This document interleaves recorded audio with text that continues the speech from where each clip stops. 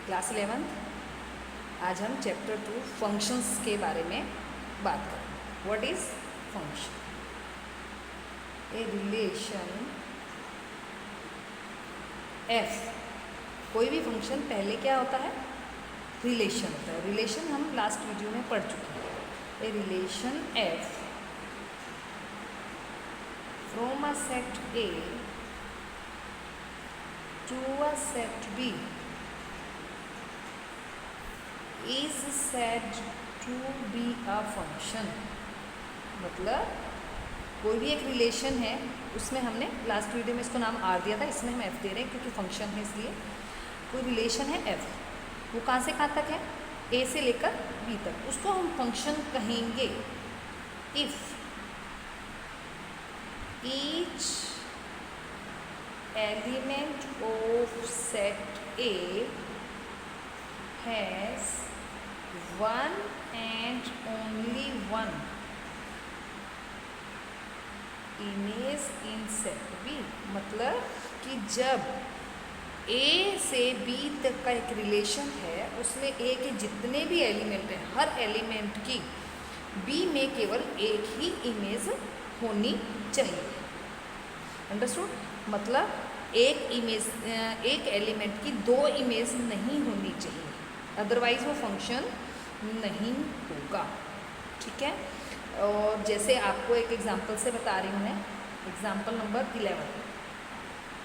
इसमें आपको एक रिलेशन दिया गया है आर, 2 1 3 1 एंड 4 2। ठीक है? ये फर्स्ट क्वेश्चन है। सेकंड पार्ट में रिलेशन दिया गया है 2 2 2 4 3 3 एंड 4 4। एंड थर्ड पार्ट में रिलेशन दिया है 1 2 2 3 3 4 4 5 5 6 एंड 6 7। आपको ये दिया गया है। ठीक है? तो आप देखिए, जो मैंने लास्ट वीडियो में बताया था कि फर्स्ट एलिमेंट्स का सेट क्या होता है? डोमेन। और सेकंड एलिमेंट का सेट क्या होता है? रेंज। मान लो आपने यहाँ डोमेन लिख लिया, फर्स्ट क्वेश्चन का है ये। डोमेन क्या क्या है इसमें? 2 3 एंड 4। डोमेन क्या है? 2 3 एंड 4। और इनकी रेंज क्या क्या है? बाद वाला element, second element 1 1 and 2। 1 1 and 2। ठीक है? तो ये आपके domain having the unique image the relation R is 2 1 3 1 and 4 2। 2 1 3 1 4 2। ठीक है? आपकी 2 की इमेज 1 है, 3 की इमेज भी 1 है, 4 की इमेज 2 है, इसलिए ये आपका क्या है? फंक्शन है। ठीक है? सेकंड में देखिए, सेकंड पार्ट में डोमेन यहाँ लिख लीजिए 2 2, दो बार नहीं लिखेंगे, एक बार लिखेंगे 2 3 एंड 4। ठीक है? और रेंज देखिए, रेंज क्या है? 2 की एक इमेज 2 है, 2 की एक और इमेज है 4, यानी कि 2 की कितनी इमेज हो गई? 2 की इमेज 2 भी है और 2 की इमेज 4 भी है, और 3 की इमेज कितनी है? 3 है, और 4 की इमेज 4 है। ये इस तरह से। लेकिन 2 की अभी हमने डेफिनेशन पढ़ी है फंक्शन में कि एक एलिमेंट की एक से ज़्यादा इमेज या रेंज नहीं होनी चाहिए। इसको रेंज भी बोलते हैं और इमेज भी बोल सकते हैं, क्योंकि 2 की इमेज देखिए, 2 की इमेज 2 भी है और 2 की इमेज 4 भी है। हाँ, यहाँ हो सकता है, यहाँ इसकी एक की एक है, सेकंड की दूसरी है। ठीक है? इस साइड हमारी एक की 2 इमेज नहीं होनी चाहिए, इसलिए ये it is not a function. Second वाला हमारा फंक्शन नहीं है और फर्स्ट वाला फंक्शन है।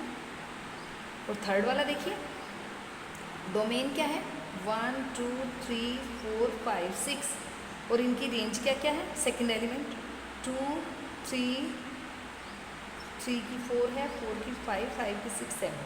हाँ, तो देखिए 1 की इमेज 2 है, 2 की इमेज 3, 3 की 4, 4 की 5, एक एलिमेंट की केवल एक ही इमेज है सेट बी में। ये मान लो सेट ए है, ये सेट बी है, इसी तरह ये सेट ए है, ये सेट बी है।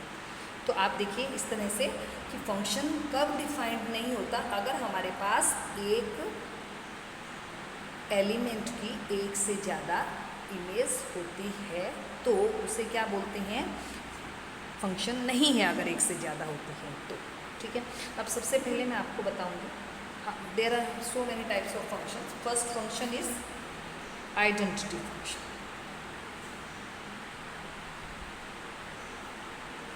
What is identity function?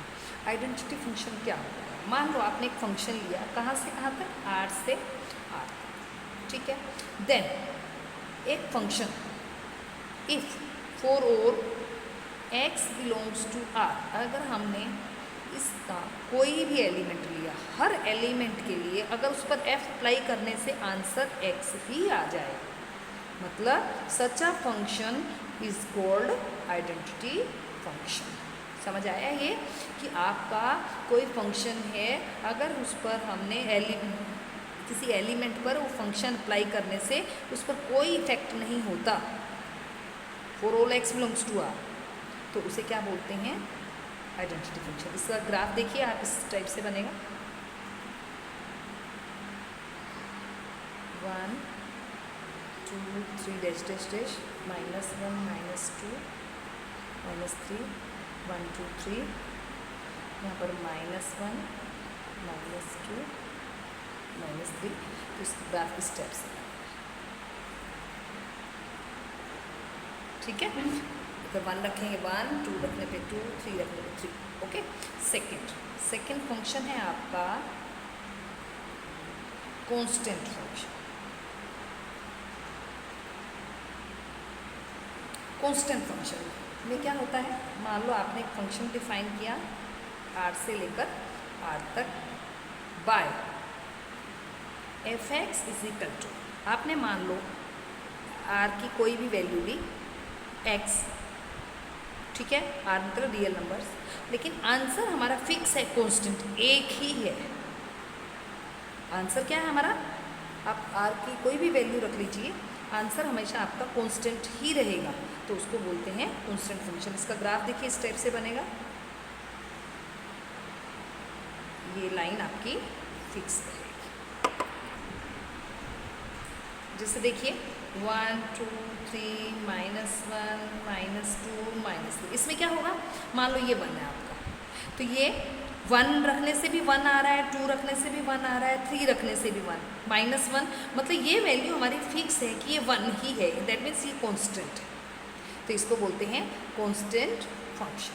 ठीक है, और इसी तरह हम क्या करेंगे, देखिए आपको एक modulus function, modulus function, what is modulus function? ये तो आपने नाम से ही लास्ट ईयर पढ़ा होगा कि मान लो आपने फंक्शन लिया r से r तक by f(x), modulus means modulus of x ना, इसको बोलते हैं मॉडुलस फंक्शन। और इसकी डेफिनेशन आप लोगों को मालूम ही है, क्या होती है मॉडुलस x की, इसकी वैल्यू x होती है इफ़ x ग्रेटर देन 0, और उसकी वैल्यू -x होती है इफ़ x लेस देन 0। ठीक है, लेकिन इसमें ऑलवेज क्या रहता है, पॉजिटिव रहती है वैल्यू। ये देखने में लगता है डेफिनेशन इसकी ये है, लेकिन हमको मालूम है माइनस रखने से भी आंसर प्लस होता है। तो उसका ग्राफ कैसा बनेगा, देखिए ऐसे 1 2 3 4 -1 -2 -3 1 2 3। ओके, जैसे 1 रखने से भी 1 आ रहा है, मान लो 2 रखने से 2, इस टाइप से 3, लेकिन -1 रखने से भी पॉजिटिव आ रहा है, तो ये ग्राफ इसका ऐसे बनता है, ये ग्राफ ऐसे बनेगा कि ऑलवेज क्या रहेगा, पॉजिटिव रहेगा, क्योंकि मॉडुलस x का मीनिंग क्या होता है, पॉजिटिव फंक्शन। ठीक है, मॉडुलस मतलब पॉजिटिव। ठीक, अब नेक्स्ट है signum function. What is signum function? Signum function क्या है, मान लो फंक्शन लिया आपने r से r, बाय। इसकी डेफिनेशन होती है एफ एक्स इजिकल कि ये फिक्स है कि अगर आपने x को ग्रेटर देन 0 लिया, पॉजिटिव वैल्यू ली, तो इसकी वैल्यू हमेशा क्या रहेगी, 1 रहेगी। और अगर आपने इसकी वैल्यू 0 ली x की, तो ये 0 आंसर आएगा। लेकिन अगर आपने इसकी वैल्यू लेस देन 0 मतलब नेगेटिव वैल्यू ली, तो ये ऑलवेज वैल्यू क्या रहेगी, -1। तो इसको बोलते हैं सिग्नम फंक्शन, ठीक है। और नेक्स्ट है ग्रेटेस्ट इंटीजर फंक्शन। ये तो आपको नाम से ही क्लियर है, what is greatest integer function.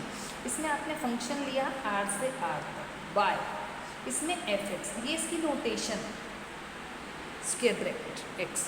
इसमें क्या रहता है, इसकी डेफिनेशन देखिए आप क्या होती है, it is the greatest integer less than, और इसका मीनिंग होता है ग्रेटेस्ट इंटीजर लेस देन और इक्वल टू एक्स। मतलब जैसे मान लो आपने इसकी वैल्यू ली 1.1, ठीक है। आपको इंटीजर्स लेने हैं, इंटीजर्स आपको पता ही है कौन से होते हैं इंटीजर्स, ये इंटीजर्स होते हैं 0, 1, 2, 3, -1, -2, -3, इस तरह से ये क्या चलते हैं इंटीजर्स, मतलब पॉइंट्स में नहीं होता। हमारा आंसर क्या आएगा, लेस देन और इक्वल टू एक्स, या तो लेस देन होगा या इक्वल टू होगा। और इंटीजर्स में 1.1 है तो 1.1 तो है नहीं, तो लेस देन क्या है 1.1 यहाँ है, तो लेस देन इससे 1 आएगा, तो ये 1 आएगा आंसर, ठीक है। मान लो ये 1 ही है तो आंसर 1 आएगा। मान लो आपने लिया 2.5, लेस देन और इक्वल टू लेना है, तो लेस देन 2.5 यहाँ समथिंग आएगा, लेस देन में आपको 2 लेना है। हाँ, लेकिन माइनस में देखिए क्या होगा, मान लो आपने -2.3 ले लिया, -2.3 कहाँ आएगा, यहाँ आएगा। लेस देन लेना है, लेस देन आपको पता है नेगेटिव में अपोजिट होता है, तो आंसर क्या आएगा -3, ठीक है। और जैसे -1.7 ले लिया, -1.7 यहाँ आएगा, लेस देन वाला लेना है तो -2 आंसर आएगा। इसको बोलते हैं ग्रेटेस्ट इंटीजर फंक्शंस, ठीक है। आज मैंने आपको फंक्शंस के बारे में कुछ बताया है, तो कल हम एग्जाम्पल से करेंगे, ठीक है।